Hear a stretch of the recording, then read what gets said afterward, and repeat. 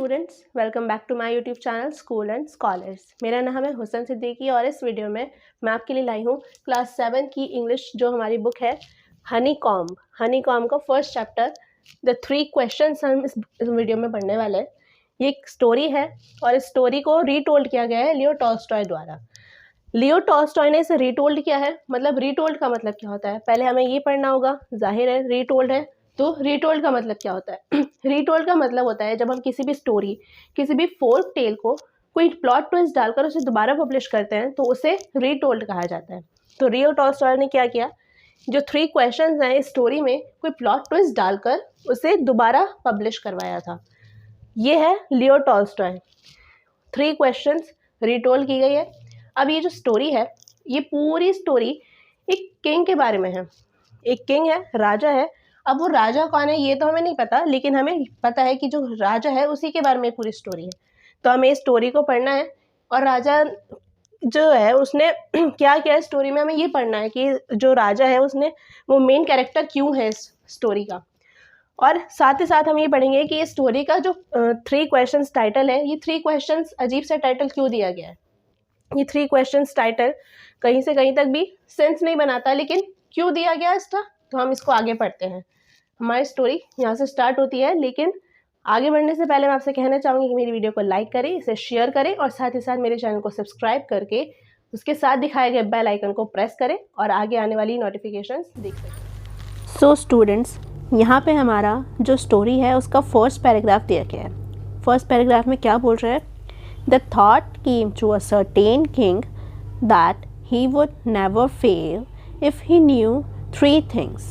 These 3 things were: what is the right time to begin something, which people should he listen to, what is the most important thing for him to do. The king therefore sent messengers throughout his kingdom, promising a large sum of money to anyone who would answer these 3 questions. जो हमारी story है उसका first paragraph पढ़ा, उसमें हमें क्या बताया है कि there was a certain king.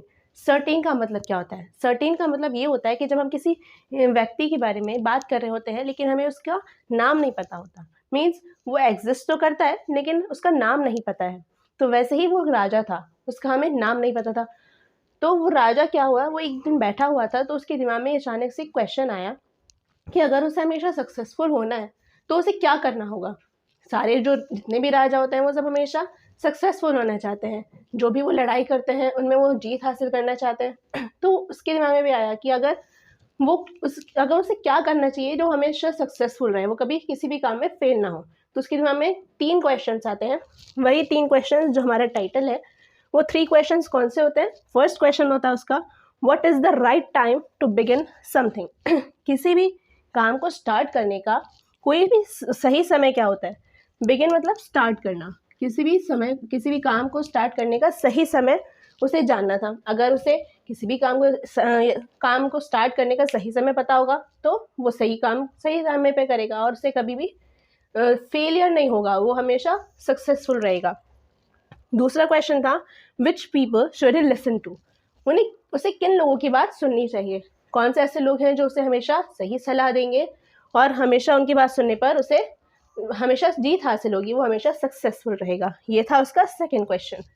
Third question था what is the most important thing for him to do, उसके लिए ऐसा क्या काम है जो उसे हमेशा प्रायोरिटी देनी है, हमेशा उसे सबसे पहले करना है। अगर उसे ये पता चल जाए कि सबसे इम्पॉर्टेंट काम क्या है उसके लिए तो वो उसे पहले करेगा और इससे वो उसे कभी फेलियर नहीं होगा। तो ये 3 क्वेश्चंस उसके दिमाग में थे। अब उसने क्या किया, अब इन 3 क्वेश्चंस के दिमाग में आया तो उसे इनका आंसर्स जानना था। इनका आंसर्स जानने के लिए उसने अपने मैसेंजर्स को भेजा, अपने पूरे राज्य में अपने मैसेंजर्स को सेंड किया और कहा कि जाओ, जो भी समझदार लोग हैं, वाइज लोग हैं, अक्लमंद लोग हैं, उनके पास जाओ मेरे 3 सवाल लेकर और उनसे कहो कि मेरे 3 सवालों के सही जवाब दें। जो मेरे इन 3 सवालों का सही जवाब देगा मैं उसे बहुत सारा पैसा दूंगा, उसे इनाम दूंगा। तो ये उसने प्रॉमिस किया। अब आगे पढ़ते हैं, आगे क्या हुआ। Now there is second paragraph of our story, 3 questions.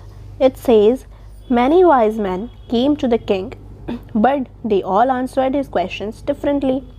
In reply to the first question, Some said the king must prepare a timetable and then follow it strictly. Only in this way, they said, could he do everything on its proper time. Others said that it was impossible to decide in advance the right time for doing something. The king should notice all that was going on and avoid foolish pleasures. Always do whatever seemed necessary at the time. Yet others said that the king needed a council of wise men who would help him act at the proper time. This was because one man would find it impossible to decide correctly without help from others the right time for every action. But then others said that there were some things which could be urgent. These things could not wait for the decision of the council. In order to decide the right time for doing something, it is necessary to look into the future, and only magicians could do that. The king therefore would have to go to the magicians. Here, our second paragraph ends. Let's start its summary. अब आगे story में क्या होता है कि जो राजा के messengers होते हैं वो राजा का मैसेज लेकर उसके 3 क्वेश्चंस लेकर लोगों के पास जाते हैं जो वाइज मैन होते हैं उसके राज्य में। तो लोग क्या करते हैं, वो सब अलग अलग आंसर्स देते हैं। कुछ कोई अलग आंसर दे रहा है, कोई अलग आंसर दे रहा है। अब पढ़ते हैं कि उसके क्वेश्चंस के आंसर्स में लोगों ने क्या कहा। तो जो फर्स्ट क्वेश्चन था कि what is the right time to begin something, किसी भी काम को स्टार्ट करने का सही समय उसे जानना था। तो लोगों ने उसके इस सवाल का जवाब क्या दिया। कुछ लोगों ने कहा प्रिपेयर अ टाइम टेबल। उन्होंने कहा कि राजा को एक टाइम टेबल बना लेना चाहिए, उससे क्या होगा कि वो सारे काम सही समय पर कर पाएगा और वो कभी भी फेल नहीं होगा। तो उन्होंने कहा कि प्रिपेयर अ टाइम टेबल, उन्हें एक टाइम टेबल बनाना चाहिए और फिर उसे स्ट्रिक्टली फॉलो करना चाहिए। जो जो उसमें लिखा है सही समय पर सही काम ऐसे ही हो सकता है। जो टाइम लिखा है उस टाइम पे वही काम करो जो आपकी टाइम टेबल में लिखा है। अब कुछ दूसरे लोगों ने क्या बोला कि ये इम्पॉसिबल है। पहले से एडवांस में इस चीज़ को डिसाइड करके रखना कि हमें कौन सा काम सही है, कौन सा सही समय है किसी भी काम करने का, ये इम्पॉसिबल है, ये हो ही नहीं सकता। इसलिए हमें क्या करना है, हमें जो भी आसपास चल रहा है बस उस चीज़ को देखते हुए हमें अपना काम करना है। क्योंकि कभी कभी क्या होता है कि हमारे टाइम टेबल में तो लिखा ही नहीं है कि जो दूसरे राज्य का राजा है वो हम पे अटैक करने वाला है। तो पहले से हमें इस चीज़ का पता नहीं होगा तो हम प्रिपेयर नहीं होंगे। तो हमें जब भी हम जा रहे हैं कोई भी काम को करना, तब हमें क्या करना है, हमें आसपास देखना है। अब किसी राजा ने अचानक अटैक कर दिया तो हमें उसी टाइम सब कुछ करना होगा, सब कुछ अरेंज करना होगा। तो इसलिए उन्होंने बोला कि हमें ये इम्पॉसिबल है कि एडवांस में डिसाइड करके नहीं रख सकते। इसलिए हमें जब हम काम करने जा रहे हैं तभी हमें देखना होगा कि आसपास हमारे क्या चल रहा है। ये कुछ लोगों ने आंसर दिया। कुछ लोगों ने कहा काउंसिल ऑफ मैन। काउंसिल क्या होता है? काउंसिल एक ऐसा ग्रुप होता है जिसमें बहुत सारे लोग होते हैं और वो राजा को क्या करते हैं, राजा को सलाह देते हैं, किसी भी टॉपिक पर एडवाइस देते हैं, तो उन्हें काउंसिल कहा जाता है। तो काउंसिल ऑफ मैन, तो लोगों ने कहा कि राजा को ना काउंसिल ऑफ मैन चाहिए, जो बहुत सारे लोग हों वो आपस में ग्रुप बनाकर और राजा को सलाह दें और उसको बताते रहें कि ये काम सही है और इस काम को आपको इस टाइम पे करना है, ये से सही रहेगा। लेकिन कुछ लोगों ने क्या कहा कि look into the future by magicians. उन्होंने कहा कि काउंसिल ऑफ मैन तो टाइम लगाएंगे हर चीज़ को सोचने में, उन्हें परफेक्ट टाइम चाहिए, उन्हें टाइम लगेगा हर चीज़ पे डिसीजन लेने के लिए। कभी कभी अचानक से कोई काम अर्जेंट हुआ तब तो काउंसलर्स काम नहीं कर सकते। तो इसलिए उन्होंने क्या कहा कि हमें फ्यूचर में देखना होगा और फ्यूचर में देखने के लिए क्या होने चाहिए, मैजिशियंस होने चाहिए। मैजिशियंस ही आपको आपके फ्यूचर का बता सकते हैं कि फ्यूचर में क्या होने वाला है। तो मैजिशियंस मैंने आपको बताया, मैजिशियंस कौन होते हैं? जादूगर होते हैं। मैजिशियंस को हम जादूगर कहते हैं, जो जादू वगैरह करते हैं। तो उसने सोचा, तो लोगों ने कहा कि मैजिशियंस के पास जानने की ज़रूरत है आपको, वो आपको सही समय बताएंगे फ्यूचर में देखकर कि आगे क्या होने वाला है। जब आपको पहले से पता चलेगा कि फ्यूचर में ऐसा होने वाला है तब उसके लिए पहले से प्रिपेयर रहेंगे। ये राजा को बताया गया। तो अब आगे पढ़ते हैं कि राजा ने जो देखा कि इसको इतने सारे आंसर्स मिले तो उससे समझ नहीं आया कि इसमें से सही आंसर कौन सा है। तो उसने क्या किया, उसने किसी को भी फर्स्ट आंसर में जो दिया था लोगों ने उसे वो पसंद नहीं आया। अब सेकंड क्वेश्चन का आंसर में लोगों ने उसे क्या कहा, आगे पढ़ते हैं। Now let's start the third paragraph. It says, In their answers to the second question, some said that the people most necessary to the king were his counselors, others said the priest, a few others chose the doctors, and yet others said that his soldiers were the most necessary. The third paragraph ends. Let's start its summary. तो राजा का second question आता है. Second question में राजा ने क्या कहा था कि which people he should listen to, उसे किन लोगों की बात सुननी चाहिए, कौन लोग उसे सही सलाह देंगे हर काम के ऊपर. तो जब उसके मैसेंजर्स ये सवाल लेकर लोगों के पास गए तो कुछ लोगों ने क्या कहा कि हिज काउंसलर्स मैंने आपको बताया, काउंसिल जो होता है वो ग्रुप ऑफ मैन होता है. तो ग्रुप ऑफ मैन जो उसमें लोग होते हैं वो काउंसलर्स होते हैं. तो काउंसलर्स जो लोग होंगे और जो लोगों को मिलाकर पूरा ग्रुप बनेगा उसे काउंसिल कहा जाता है. तो लोगों ने कहा कि उनका जो काउंसिल है, जो लोग उनको सलाह देता है हर मैटर पर, वही उनके लिए सबसे ज़्यादा इम्पॉर्टेंट पीपल है और वही उन्हीं की बात उन्हें सबसे ज़्यादा सुननी चाहिए. कुछ लोगों ने कहा प्रीस्ट. अब जो रिलीजियस लोग थे, जो सबसे ज़्यादा धर्म को प्रायोरिटी देते थे, अपने रिलीजन को प्रायोरिटी देते थे, उन्होंने कहा कि उन्हें प्रीस्ट की सुननी चाहिए. प्रीस्ट कहते हैं कोई भी पुजारी पंडित जो मंदिरों में काम करते हैं, पूजा वगैरह करते हैं और सब ये रिलीजन से जुड़े हुए काम करते हैं. तो उन्होंने कहा कि उन्हें प्रीस्ट की बातें सुननी चाहिए क्योंकि वो जो होंगे आपको सही सलाह देंगे, उन्हें सब चीज़ों का पता होता है. तो कुछ लोगों ने कहा कि उन्हें डॉक्टर्स की बात सुननी चाहिए. डॉक्टर्स क्यों कहा? क्योंकि उन्हें अपनी सेहत सही रखनी चाहिए. हर काम को करने के लिए इंसान को फिजिकली सही होना चाहिए. तो लोगों ने कहा कि उनके लिए सबसे ज़्यादा इंपॉर्टेंट लोग डॉक्टर्स हैं, उन्हें डॉक्टर्स की बात हमेशा सुननी चाहिए. जो डॉक्टर्स कहें वही करें ताकि आप हमेशा फिजिकली परफेक्ट रहें, एक्टिव रहें, ताकि आपके आगे जो भी हो आप उसे परफेक्टली हैंडल कर पाएँ. तो वहीं पर कुछ लोगों ने कहा कि उनके लिए सोल्जर्स सबसे ज़्यादा इंपॉर्टेंट है. उनके जो सैनिक हैं जो उनके लिए लड़ते हैं, उनकी आर्मी में, वो उनके लिए सबसे ज़्यादा इंपॉर्टेंट है. अब ऐसा क्यों कहा? क्योंकि जब भी कहीं से बाहर से अटैक होता है तो वही लोग उनके काम आते हैं, वही लोग उनसे जाकर लड़ते हैं, अपनी जान भी दे देते हैं कभी कभी राज्य को बचाने के लिए. तो उन्होंने कहा कि सोल्जर्स सबसे ज़्यादा इंपॉर्टेंट हैं, आपको उनकी बातें सुननी चाहिए हमेशा ताकि आप हमेशा सक्सेसफुल रहें. ये थे कुछ आंसर्स जो उनके सेकंड क्वेश्चन के आंसर में दिए गए थे. अब आता है third question. Now a fourth paragraph is here. It says to the third question, some said science, others chose fighting, and yet others religious worship. As the answers to his questions were so different, the king was not satisfied and gave no reward. Instead, he decided to seek the advice of a certain hermit who was widely known for his wisdom. Now it ends. Let's start its summary. अब आता है राजा का third question. Third question राजा का था वो क्या था कि what is the most important thing for him to do. उसके लिए सबसे ज़्यादा इंपॉर्टेंट चीज़ क्या है जो उसे करे तो वो कभी फेल ना हो. तो उसके लिए इंपॉर्टेंट लोगों ने जब लोगों के पास गए तो लोगों ने क्या कहा कि उसके लिए सबसे ज़्यादा इंपॉर्टेंट चीज़ है साइंस. उसे साइंस का अगर ज्ञान होगा, साइंस की नॉलेज होगी तो कभी भी फेल नहीं होगा. वहीं कुछ लोगों ने कहा कि उसके लिए सबसे ज़्यादा इंपॉर्टेंट फाइटिंग है. राजा को क्या होता है कि कभी बाहर से अटैक हो जाता है तो उसे फाइट करनी पड़ती है, तो इसलिए उसे हमेशा अपने राज्य को बढ़ाने के लिए भी उसे फाइट करनी होती है. दूसरे राज्य पर अटैक करके उसे अपने कब्जे में करना, उसे सीज करने के लिए भी उसे फाइटिंग की ज़रूरत होती है. तो लोगों ने कहा कि आपको फाइटिंग सबसे ज़्यादा इंपॉर्टेंट काम है, आपको उस पर ज़्यादा ध्यान देना चाहिए. तभी कुछ जो रिलीजियस लोग थे उन्होंने, जैसे प्रीस्ट को कहा था कि वो सबसे ज़्यादा इंपॉर्टेंट पर्सन है आपके लिए, उन्हीं लोगों ने कहा कि आपके लिए सबसे ज़्यादा इंपॉर्टेंट काम है रिलीजियस वर्शिप. आप बस भगवान और अल्लाह के आगे झुके रहो और आपके सारे काम खुद हो जाएंगे, आप जीत हासिल हो जाएगी, आप कभी फेल नहीं होंगे. ये कुछ आंसर्स थे जो उसके थर्ड क्वेश्चन के आंसर में दिए गए थे. अब राजा को सबने इतने सारे आंसर्स दिए, सबके अलग अलग आंसर्स थे, किसी का भी आंसर जो था एक दूसरे से मैच नहीं कर रहा था. तो राजा बहुत परेशान हुआ कि अब मैं क्या करूं. तभी लोगों ने अलग अलग आंसर दिए थे. तो जब राजा सेटिस्फाई नहीं हुआ तो उसने जो प्रॉमिस किया था कि वो बहुत सारा पैसा देगा रिवॉर्ड में, इनाम में, तो उसने नहीं दिया. इसके बावजूद उसने क्या किया, इसके अलावा उसने क्या किया, एक हर्मिट के पास गया. हर्मिट कौन होते हैं? हर्मिट, इसमें जो आर है वो हमेशा साइलेंट रहेगा, इसलिए हम इसको बोलेंगे hermit.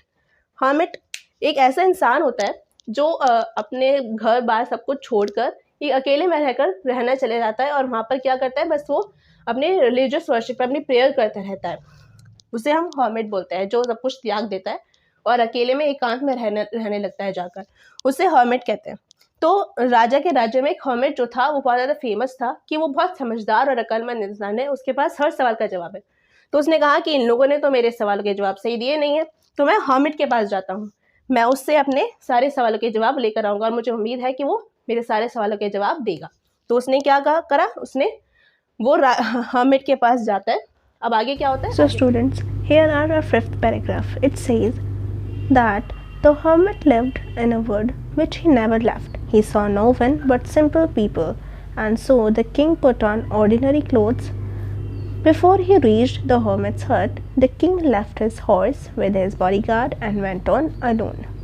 As the king came near the hermit's hut, he saw the hermit digging the ground in front of his hut. He greeted the king and continued digging. The hermit was old and weak, and as he worked, he breathed heavily. Now, our fifth paragraph ends. Let's start its summary. Hermit जो होता है वो एक जंगल में रहता है, दूर सबसे, तो एकांत में उसे रहना है, तो ऐसी जगह पर रहता है जहाँ पर कोई भी ना हो, बस वो अकेला रहता हो। तो जो हर्मिट था वो कहाँ रहता था, उसकी एक हट थी, उसमें वो रहता था, हट में। और वो हट किसकी थी? वुड की। वुड कहते हैं हम लकड़ी को। अपनी हट में वो रहता था। अब वो एकांत में रहता था, जंगल में रहता था, तो जंगल में हर कोई तो कोई जाता नहीं है, तो उसने सिर्फ नॉर्मल लोगों को देखा था, कभी उसने राजा को ऐसे नहीं देखा था, लेकिन वो जानता था कि राजा कौन है। तो जब उसने ऑर्डिनरी लोगों को देखा, आसपास आम लोगों को देखा, तो राजा ने कहा कि उससे मैं भी एक ऑर्डिनरी इंसान बनकर उसके पास जाता हूँ। तो उसने क्या किया, उसने एक आम आदमी वाले कपड़े पहने और अपने घोड़े पर वो गया था। तो उसने घोड़े को और अपने बॉडीगार्ड के साथ पहले ही पीछे छोड़ दिया और वो अकेला जो है हर्मिट के पास गया। अब हर्मिट के पास जब वो गया तो उसने क्या देखा, जो हर्मिट था वो क्या कर रहा था, वो अपनी हट के बाहर एक डिगिंग कर रहा था। डिगिंग कहते हैं डिगिंग, मैं आपको बता देती हूँ डिगिंग क्या होता है। डिगिंग कहते हैं जब हम ज़मीन में खुदाई करते हैं तो उसे कहते हैं।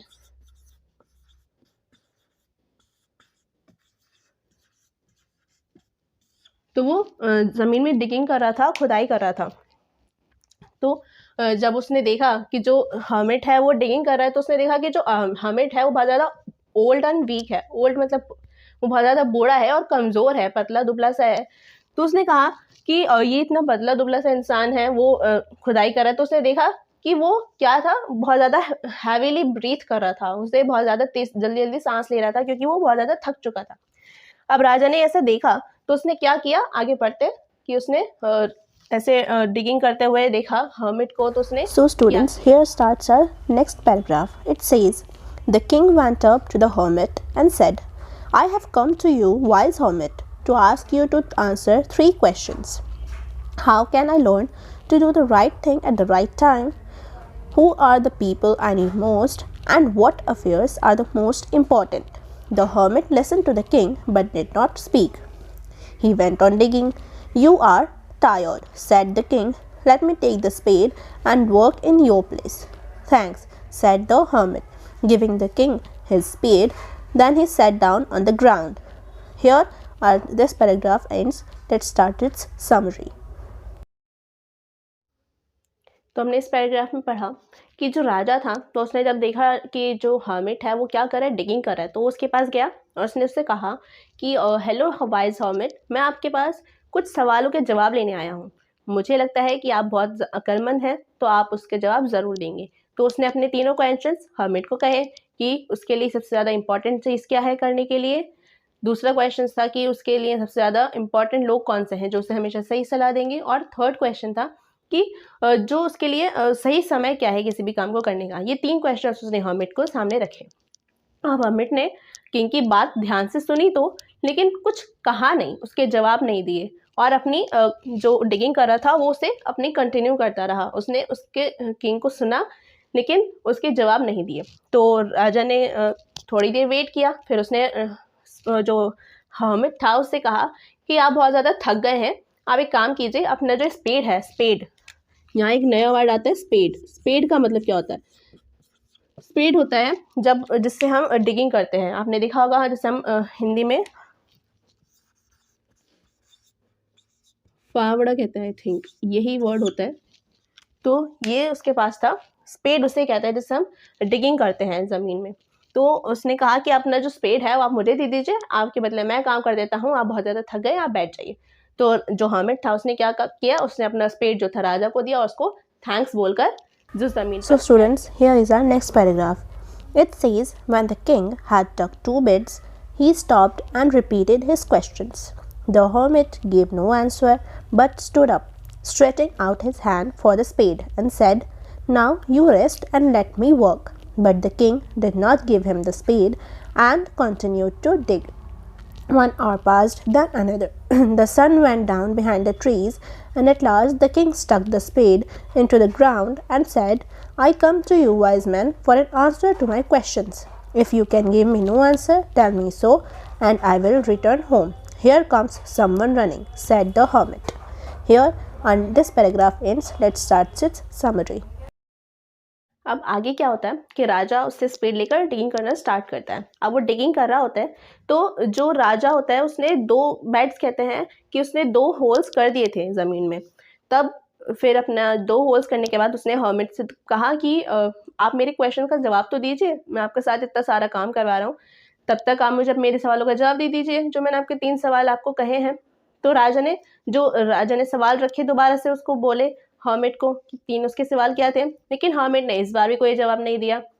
तो उसने वो उठा हर्मिट, उसने क्या कहा, उसने अपना हाथ आगे बढ़ाया और कहा कि आप मुझे मेरी स्पेड वापस दे दीजिए, आप थक गए होंगे, आप बैठ जाइए, मैं अपना काम स्टार्ट करता हूँ। लेकिन राजा ने क्या किया, राजा ने अपना जो उसके हाथ में स्पेड थी वो उसने हर्मिट को नहीं दी। उसने कहा कि नहीं, मैं ही करता हूँ। तो उसने अपनी कंटिन्यू किया डिगिंग करना। उसने 1 घंटा हुआ, 2 घंटा हुआ, ऐसे ही टाइम चलता गया। जो सूरज था वो पेड़ों के पीछे झुक गया, अंधेरा होने लगा हल्का हल्का। तब उसने दोबारा राजा ने क्या किया, उसने अपना जो स्पेड था उसे ज़मीन में रखा और जो हर्मिट था उससे कहा कि देखिए, मैं आपके पास अपने 3 सवालों का जवाब लेने आया हूँ। मुझे लगता है कि आप बहुत ज़्यादा अक्लमंद इंसान हैं, तो आप मेरे सवालों के जवाब दे सकते हैं। अगर आपको लगता है कि आप मेरे 3 सवालों के जवाब नहीं दे सकते, तो आप एक काम कीजिए, आप मुझे बता दीजिए, मैं घर चला जाऊँगा वापस। ये सुनकर हर्मिट ने देखा कि सामने से एक आदमी आ रहा होता है। अब उसके आदमी जो होता है वो कौन होता है, तो स्टूडेंट्स यहाँ इस वीडियो में हमने अपनी स्टोरी का हाफ ऑफ द पार्ट पढ़ लिया है। वीडियो ज़्यादा लंबी हो जाएगी, इसलिए मैंने इस स्टोरी को 2 पार्ट्स में बनाया है। दूसरे पार्ट का लिंक मैं आप इस वीडियो के डिस्क्रिप्शन बॉक्स में दे दूँगी, आप उस वीडियो को जाकर देख सकते हैं।